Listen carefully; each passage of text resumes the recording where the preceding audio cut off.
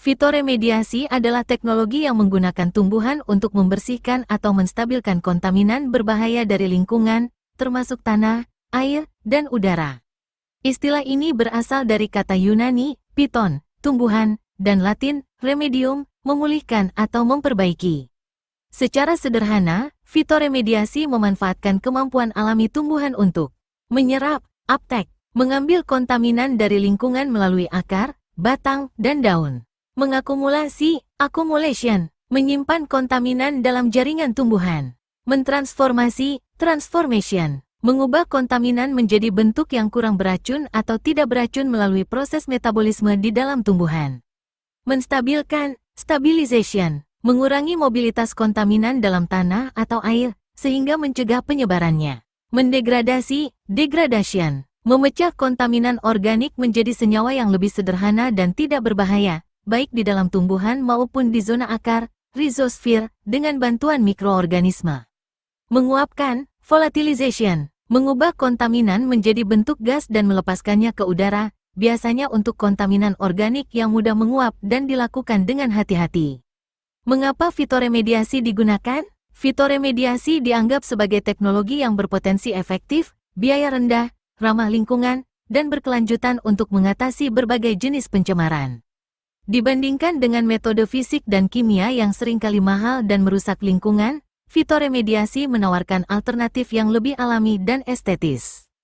Jenis-jenis fitoremediasi: fitoekstraksi, phytoextraction, penggunaan tumbuhan untuk menyerap dan mengakumulasi kontaminan, terutama logam berat, dalam biomasa di atas tanah, yang kemudian dipanen dan dibuang dengan aman atau diolah untuk pemulihan logam.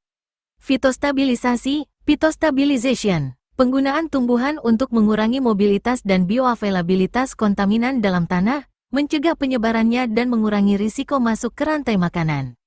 Fitodegradasi, phytodegradation, penguraian kontaminan organik oleh enzim yang dihasilkan oleh tumbuhan di dalam jaringannya. Rhizodegradasi, rhizodegradation, penguraian kontaminan di zona akar, rhizosfer, yang ditingkatkan oleh aktivitas mikroorganisme tanah yang berasosiasi dengan akar tumbuhan. Tumbuhan menyediakan nutrisi dan kondisi yang mendukung pertumbuhan mikroba pendegradasi.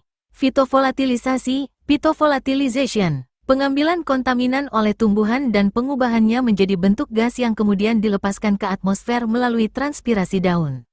Fitofiltrasi, phytofiltration, penggunaan akar tumbuhan untuk menyaring dan menghilangkan kontaminan dari air yang mengalir melalui zona akar, rhizosfer. Aplikasi fitoremediasi. Fitoremediasi dapat diterapkan untuk membersihkan berbagai jenis kontaminan, termasuk logam berat, timbal, merkuri, kadmium, arsenik, kromium, dal. Senyawa organik, herbisida, pestisida, hidrokarbon minyak bumi, pelarut, PCB, dal. Nutrien berlebih, nitrogen dan fosfor dari limbah pertanian atau perkotaan. Air limbah, dari industri atau pertanian. Polusi udara, beberapa tumbuhan dapat menyerap partikel dan gas polutan dari udara. Keterbatasan fitoremediasi. Meskipun menjanjikan, fitoremediasi juga memiliki keterbatasan, seperti waktu, prosesnya bisa lebih lambat dibandingkan metode fisik atau kimia. Kedalaman kontaminasi, efektivitasnya terbatas pada kedalaman jangkauan akar tumbuhan. Konsentrasi kontaminan tinggi, tumbuhan mungkin tidak toleran terhadap tingkat kontaminasi yang sangat tinggi. Iklim dan kondisi tanah, efektivitasnya dipengaruhi oleh kondisi lingkungan. Pengelolaan biomasa terkontaminasi, biomasa tanaman yang telah menyerap kontaminan perlu ditangani dan dibuang dengan aman. Meskipun demikian, dengan pemilihan tanaman yang tepat dan pengelolaan yang baik, fitoremediasi merupakan solusi yang menarik dan berkelanjutan untuk mengatasi berbagai masalah pencemaran lingkungan.